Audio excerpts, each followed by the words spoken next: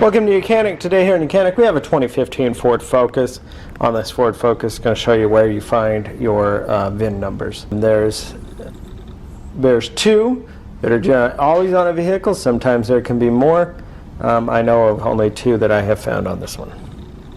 So to start with, you would open up your front door, and on this model, or on this particular one, a lot of times they're right here on the what's called the A-pillar or whatever, the pillar.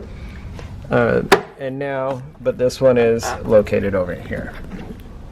It's on the side there. And so this is our VIN number, and all the information that comes on that VIN is right here.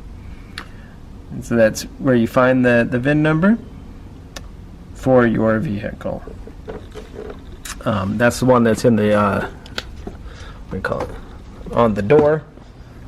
Well, just inside the door on the pillar of the vehicle. Then if you come around here, there we go.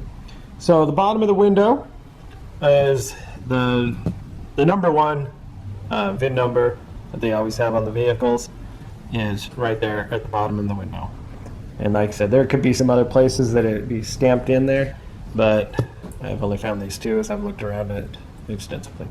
That's where you find your two VIN numbers for sure on your 2015 Ford Focus.